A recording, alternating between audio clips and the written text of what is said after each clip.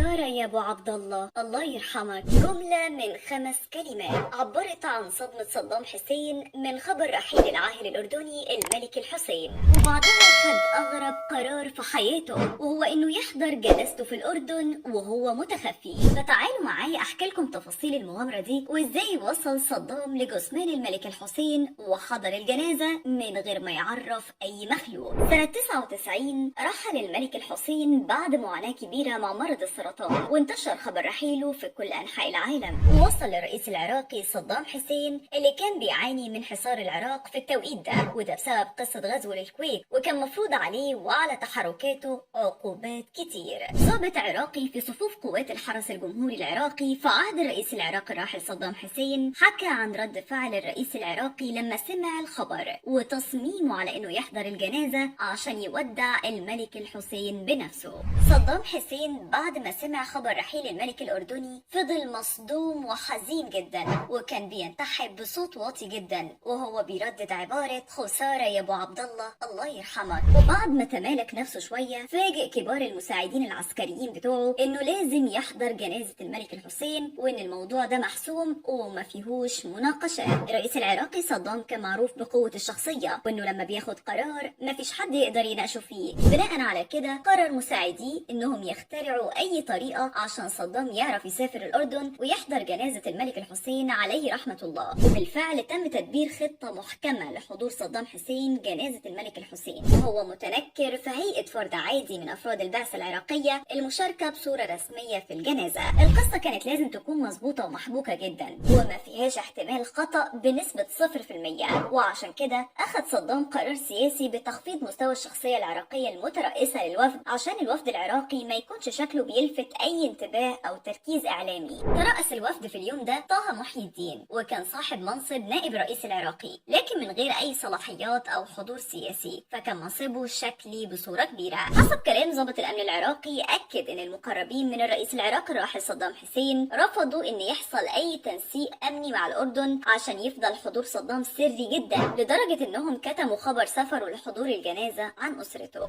الحجة كانت جاهزة ومترتبة، فقالوا لأسرة صدام ان الرئيس هيسافر عشان مرهق وهيستجم في منتجع من المنتجعات الريفية البعيدة وهيكون غير متاح ومش مسموح التواصل معاه. بدأت الرحلة لحضور الجنازة الملكية من العراق لحدود الأردن البرية، ودخل الوفد العراقي الأردن وهو بيضم الرئيس العراقي الراحل صدام حسين من غير أي علامات بارزة على وجود شيء غير طبيعي في الوفد. وصل الوفد العراقي للعاصمة الأردنية عمان وكان معاهم صدام حسين، ونزلوا كلهم في فندق الماريوت، وما كانش الوفد العراقي ملفت للنظر خالص، لدرجة ان ساعتها طلعت اشاعات بتقول ان تخفيض مستوى الحضور السياسي العراقي للجنازة هو دليل على التوتر في علاقات الملك حسين وصدام حسين، وهي قصة غير صحيحة. دخل صدام القصر اللي كان موجود فيه جثمان الملك الراحل عشان كل الرموز العالمية تلقي عليه التحية ونظرة الوداع الأخيرة، ومن ضمنهم الرئيس العراقي. وبعدها مشي صدام في جنازة الملك حسين بشخصية تنكرية. الغريب في القصة انه لو كان صدام حسين في اليوم ده اعلن عن شخصيته كان هيبقى اهم شخصية رئاسية حاضرة الجنازة بسبب قصة حصار العراق، وانه كان مطلوب وقتها من القوة الدولية وعلى رأسها الولايات المتحدة وبريطانيا. الضابط العراقي اتسأل عن سبب تصميم صدام حسين على اخفاء قصة حضوره جنازة الملك الحسين حتى بعد ما خلصت، فقال ان ملايين الاسرار لسه ما اتكشفتش عن حياة الرئيس العراقي، وان صدام بعد انتهاء حرب الخليج الثانية سنة 91 سافر خارج العراق كتير وكان يقدر يروح اي مكان في العالم حتى بعد سقوط نظامه سنة 2003،